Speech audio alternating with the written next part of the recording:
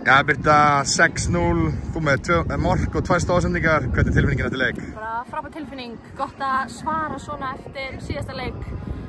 Töluðum að við ætlum að mæta einna og gera almennilega og mér fannst þið gera það. Við erum búin að heyra bæði frá leikmönnum og Nick að sagði einhver velvalin orði í hálfleik. Viltu eitthvað farið við það? Já, við fengum hérna bara vægan hálfbrosa.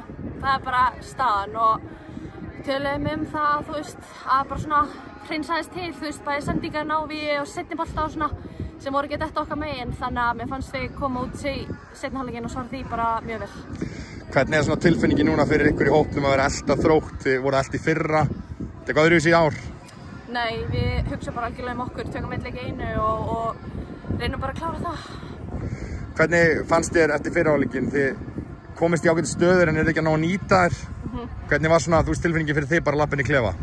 Bara fín, þú veist, við vitum náttúrulega að það er erfitt að brjóta þær eru þéttar og góðar, en við tölum bara það einmitt að færa boltan hraðar, bara gera þetta meiri ákefð og þá vissum við að þetta myndi detta. Þið eru búin að skora 35 mörk núna í 8 leikjum.